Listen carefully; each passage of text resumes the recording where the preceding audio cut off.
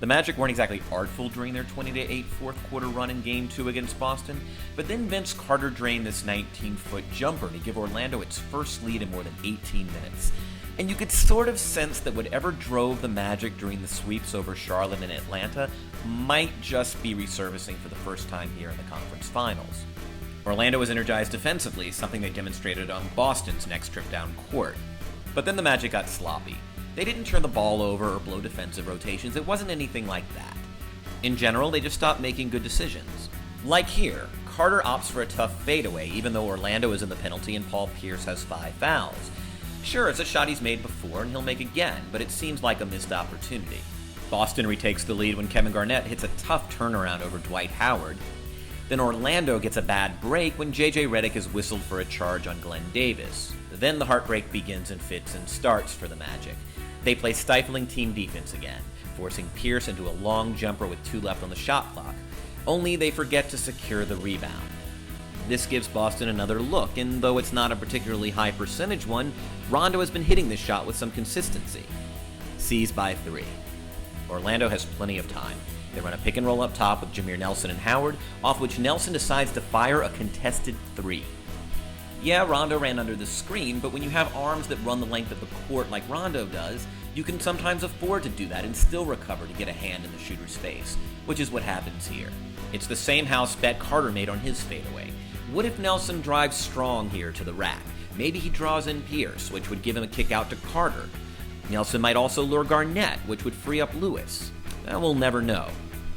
After an Orlando stop on the Boston end, Nelson gets some redemption. He challenges the Celtics defense before it can get set, and the strong dribble drive cuts Boston's lead to 1.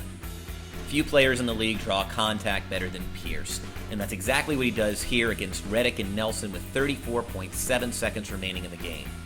Pierce calmly steps to the stripe and drains 2 free throws.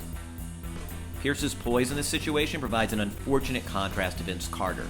Like Pierce, Carter is able to draw a foul, the 6th on Pierce no less, on an aggressive move to the basket. But unlike Pierce, Carter fails to sink either of his free throws with his team trailing by 3 in 31.9 seconds to play. Orlando doesn't need a foul trailing by 3 with about 30 seconds to play. What they need is a hard-fought stop, which they get. But watch what happens when Redick comes down with the rebound. Section 6, Item G of the NBA rulebook says that as long as a rebounder doesn't advance the ball, the team with possession can take a timeout and inbound the ball at the 28-foot hash mark in the front court during the final 2 minutes of the game. Problem is, if you put that ball on the floor, that offer is off the table. Stan Van Gundy described the sequence in his post-game press conference. Did you need a timeout there before the clock takes off running? Yes. That was all covered in the timeout. Of course. We were playing, we had 6-second differential. We were playing for a stop and an immediate timeout. And it made a big difference because if you watch the last play, Richard got open, but because we're inbounding in the backcourt, Finley was back in the passing lane and we could not make the pass to him. Nelson has to settle for a desperation heave, and the Magic watch the Celtics celebrate on the Amway Arena court for the 2nd time in 3 nights. Orlando's miscues down the stretch can't be classified as meltdowns. They just didn't smack of championship-caliber basketball, a style of gamesmanship that best describes what the Boston Celtics are playing right now.